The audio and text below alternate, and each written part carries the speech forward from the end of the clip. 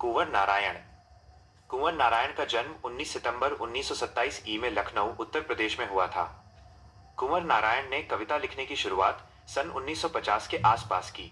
उन्होंने कविता के अलावा चिंतनपरक लेख, कहानियां और सिनेमा तथा अन्य कलाओं पर समीक्षाएं भी लिखी हैं, किंतु कविता उनके सृजन कर्म में हमेशा मुख्य रही। उनकी प्रमुख रचनाएं हैं चक्रव्यूह, परिवेश, हम तुम, अपने सामने कोई दूसरा नहीं, इन दिनों, काव्य संग्रह, आत्मजयी, प्रबंध काव्य, आकारों के आसपास, कहानी संग्रह, आज और आज से पहले, समीक्षा, मेरे साक्षात्कार, साक्षात्कार आदि।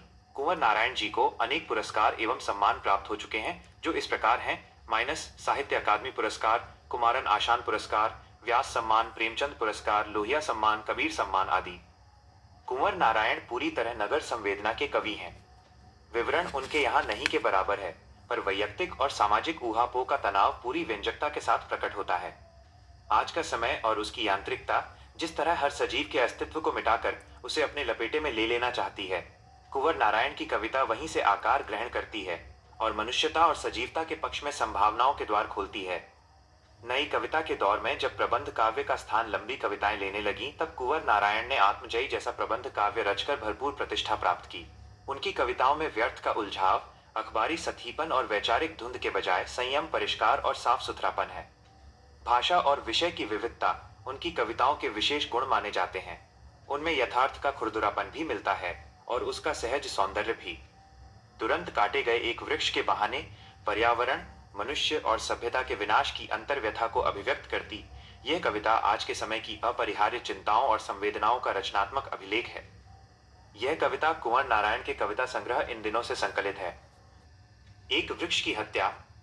अब की घर लौटा तो देखा वो नहीं था, वही बूढ़ा चौकीदार वृक्ष जो हमेशा मिलता था घर के दरवाजे पर तैनात। पुराने चमड़े का बना उसका शरीर, वही सख्त जान, झुर्रियोंदार, खुरदुरा, तना मैला कुचैला, राइफल सी एक सूखी डाल, एक पगड़ी फूल पत्तीदार, पांवों में फटा पुराना जूता, चरमराता लेकिन अक्खड़ बलबूता। धूप में, बारिश में, गर्मी में, सर्दी में, हमेशा चौकन्ना अपनी खाकी वर्दी में। दूर से ही ललकारता, कौन? मैं जवाब देता, दोस्त, और पल भर को बैठ जाता उसकी ठंडी छांव में। दरअसल शुरू से ही था हमारे अंदेशों में कहीं एक जानी दुश्मन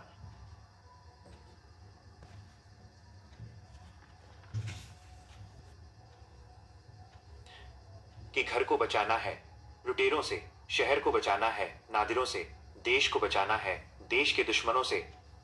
बचाना है नदियों को नाला हो जाने से, हवा को धुआं हो जाने से, खाने को जहर हो जाने से। बचाना है जंगल को मरुथल हो जाने से, बचाना है मनुष्य को जंगल हो जाने से।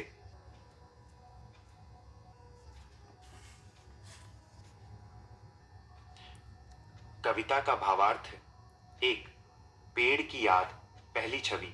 कवि कहता है कि जब वो इस बार घर लौटा तो उसने देखा कि वो पुराना पेड़ वहां नहीं था। वो पेड़ घर के दरवाजे पर हमेशा तैनात एक बूढ़े चौकीदार की तरह रहता था। पेड़ का स्वरूप, उसका शरीर पुरानी चमड़ी खुरदरी छाल जैसा था, लेकिन वो बहुत मजबूत था। उसकी सूखी डाल एक राइफल की तरह और ऊपर की फूल पत्तियां एक पगड़ी की तरह लगती थीं। उसके नीचे का हिस्सा पुराने फटे जूते जैसा था, फिर भी वो पूरी अकड़ के साथ खड़ा रहता था।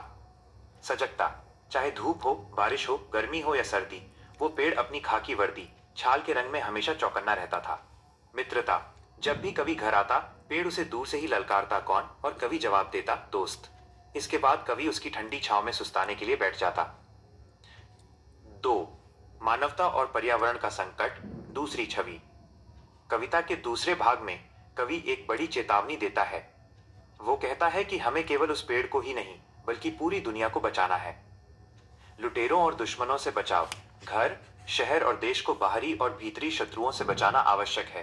प्रदूषण से बचाव, नदियों को नाला होने से जल प्रदूषण को रोकना है ताकि नदियां गंदी ना हों। हवा को धुआं होने से वायु प्रदूषण को रोकना है ताकि हम जहरीली हवा में न जिएं। खाने को जहर होने से रसायनों और प्रदूषण के कारण हमारा भोजन जहरीला हो रहा है, उसे बचाना है।